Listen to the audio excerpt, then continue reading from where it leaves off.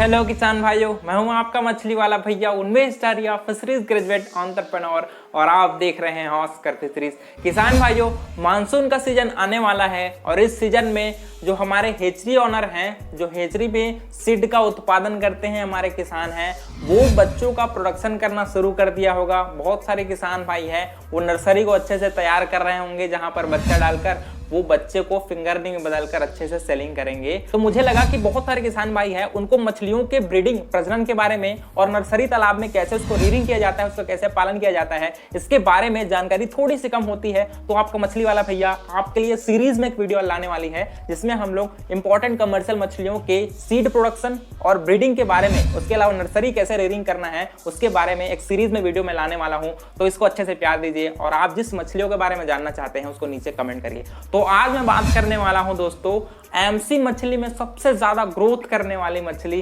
कतला की, जो यार साल में 1 से 1.5 किलो साइज तक आ जाती है। कतला के ब्रीडिंग के लिए हम लोग सर्कुलर कार्प हेचरी का यूज करते हैं और इस सर्कुलर हेचरी के दो इंपॉर्टेंट कंपोनेंट होते हैं।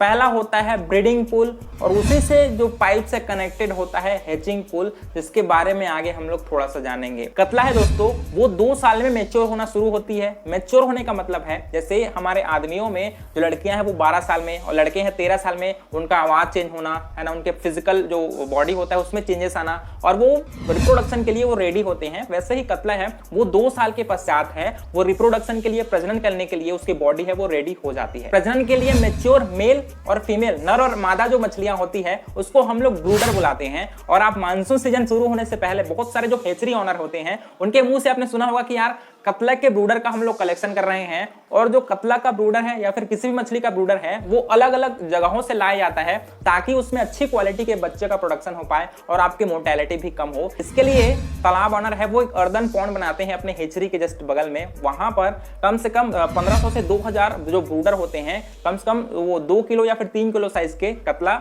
उसको वहां पर कलेक्शन किया जाता है ताकि जो ब्रूडर है उनको अच्छे से न्यूट्रिएंट्स दिया जाए, ताकि उनके पेट में अच्छे से अंडा और मिल्क का दोस्तों बनावट हो और अच्छा क्वालिटी के बच्चे हैं वो प्रोड्यूस हो पाए। जैसे ही मानसून सीजन आती है हमारे देश में, वैसे ही हम कतला मछली का ब्रीडिंग प्रोसेस है वो स्टार्ट करते हैं। इसके लिए हम लोग दोस्तों, जो हम लोगों ने अपने अर्दन पॉन्ड में ब्रूडर तैयार किया है उसको हम लोग सिंथेटिक हार्मोन देते हैं, जैसे ओवाटाइड, ओवाप्रिन, उसके अलावा गोनोपोर, एफएच और बहुत जगह पिट्यूटरी एक्सट्रैक्ट भी हम लोग मछली को हार्मोन के रूप में इंजेक्ट करने के लिए यूज करते हैं। नर और मादा को हार्मोन इंजेक्ट करने से पहले हम लोग नर मादा की थोड़ा सा पहचान के बारे में सीख लेते हैं। नर का दोस्तों पहचानने का एक बेसिक तरीका है, उसका जो पेक्टोरल फिन होता है, जो पंख होता है, जो जस्ट उसके जो गलफड़ा होता है ना उसके जस्ट नीचे में होता है, उसको अगर आप उसके इंटरनल पार्ट को रफ करेंगे उस पंख को, तो अगर वो थोड़ा सा रफ लगेगा तो वो मेल होगा, एकदम चिकना लगेगा तो वो फीमेल होता है, ठीक है। उसके अलावा आप उसके बेली पोर्शन को प्रेस करके भी देख सकते हैं, अगर उससे स्पर्म निकलता है सफेद सफेद व्हाइटिश कलर का तो वो मेल है, अगर उससे एग निकलता है, अंडा निकलता है तो वो फीमेल होता है। आपने अच्छे से अपने ब्रूडर को तैयार कर दिया, मानसून सीजन भी आ गया, आपने नर और मादा की पहचान भी कर ली, और तीसरा सबसे इंपॉर्टेंट काम दोस्तों, अब आपको अपना जो छांटा हुआ नर और मादा है जिसमें अच्छा स्पर्म और एग की भरमार होगी जिसके पेट में, वैसे मछलियों को हम लोग प्रेस करके चेक करेंगे और उसको अलग से एक ब्रीडिंग पूल होता है जहां पर मछलियों का प्रजनन किया जाता है, वहां पर हम लोग अच्छे क्वालिटी के नर मादा को सेलेक्ट कर लेते हैं 1:1 में और उस टैंक में हम लोग शिफ्ट कर देते हैं जहां पर मछलियों को इंजेक्शन लगाया जाता है।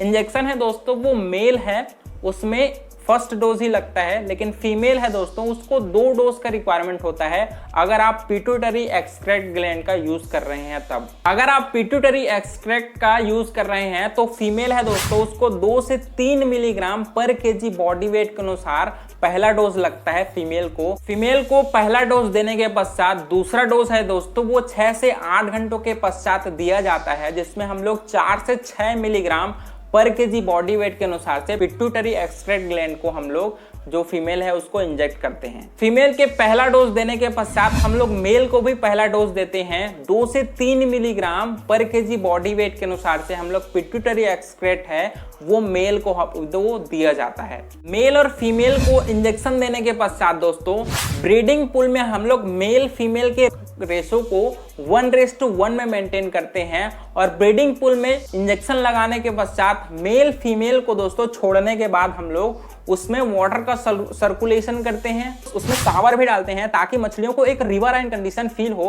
और अच्छे से वो बिना स्ट्रेस के अपना एग, अपना मिल्ट है वो ब्रीडिंग पूल में रिलीज करें। इसके लिए हम लोग शावर लगाते हैं अपने ब्रीडिंग पूल में और पानी का सर्कुलेशन भी 2 से 3 घंटे स्टेबल रखने के पश्चात हम लोग पानी का सर्कुलेशन भी शुरू कर देते हैं ताकि मछलियां हैं वो ब्रीडिंग के लिए अच्छे से तैयार हो और अच्छी क्वालिटी का एग, अच्छी क्वालिटी का मिल्ट है वो अपनी बॉडी से रिलीज करें ब्रीडिंग के लिए। नर मादा को इंजेक्शन लगाने के 6 से 8 घंटों के पश्चात ही नर और मादा है अपने पेट से, नर है जो वो मिल्ट छोड़ता है और जो फीमेल होती है, मादा होती है, वो एग रिलीज करती हैं और ब्रीडिंग पूल में दोनों का मिलन होता है दोस्तों। और जो एग को, जो स्पर्म है वो फर्टिलाइज करती है। उसके पश्चात 6 से 8 घंटे के पश्चात हम लोग उसको कलेक्ट करते हैं मैनुअली और उसके बाद हम लोग उसको हेचिंग पूल में ट्रांसफर करते हैं जहां पर एक सर्कुलर टैंक होता है जिसमें पानी का फ्लोटिंग है दोस्तों, घुमाव है वो होते रहता है। तो हम लोग सीधा जो फर्टिलाइज एग है उसको कलेक्ट करके हम लोग सीधा हेचिंग जो पूल होता है उसमें डाल देते हैं। मैंने जहां पर जिस हेचरी में हम लोगों ने काम किया है वहां पर मैनुअली ही जो एग होता है और स्पर्म होता है उसको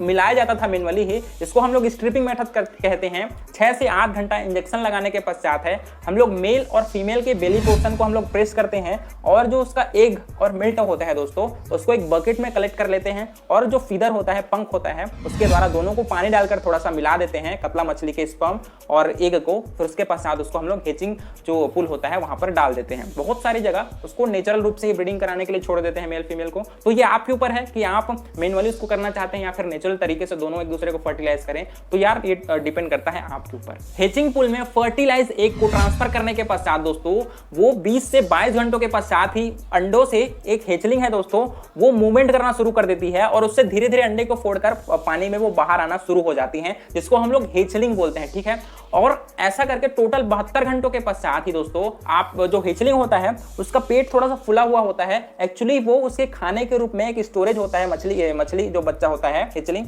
उसके बॉडी में ही, जिसको हम लोग योग सेक कहते हैं।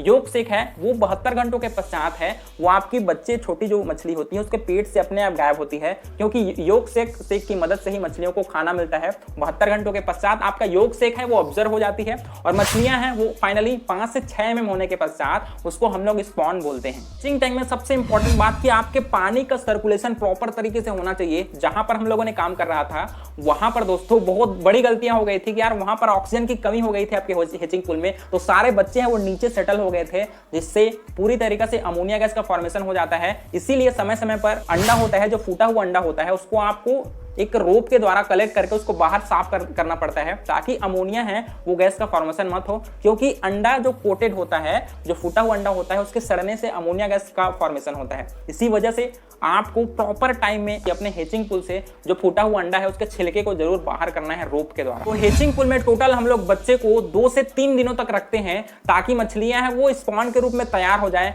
फिर उसको अच्छे से पॉलीथीन बैग में हम लोग कलेक्ट करके एयर टाइट करके दोस्तों हम लोग नर्सरी तालाब में ट्रांसपोर्ट कर देते हैं। नर्सरी तालाब में हम लोग उसको 25 mm से 100 mm साइज तक हम लोग रियरिंग करते हैं, फिंगरलिंग साइज तक। उसके पश्चात ग्रो आउट तालाब के लिए, पालन के लिए हमारी मछली है वो तैयार हो जाती है। तो किसान भाइयों, इस वीडियो में मैंने बात किया कि आप कतला मछली का ब्रीडिंग कैसे कर सकते हैं, इसके क्या क्या स्टेप हैं। पहला ब्रूडर कलेक्शन, उसके बाद उसको इंजेक्शन लगाकर ब्रीडिंग पूल में ट्रांसफर करना, वहां से फिर हेचिंग पूल में 72 घंटों के लिए रखना। 72 घंटों के पश्चात आपकी मछली है जब 4 से 5 mm साइज की हो जाती है उसको हम लोग स्पॉन बोलते हैं। फिर उसी स्पॉन को हम लोग नर्सरी तालाब में रीडिंग करते हैं और फिंगरलिंग साइज तक होते तक दोस्तों ग्रो आउट तालाब में हम उसको ट्रांसपोर्ट करते हैं। तो ये रहा आपकी कतला मछली का ब्रीडिंग प्रोसेस। अगर आपको वीडियो पसंद आएगा तो वीडियो को लाइक जरूर करिएगा और ऑस्कर फिशरीज चैनल को सब्सक्राइब करिए। मिलते हैं अगले वीडियो में, तब तक के लिए बड़ों का सम्मान करिए, छोटों को प्यार करिए और खुद का ढेर सारा ख्याल रखिए। Thank you, thanks for watching.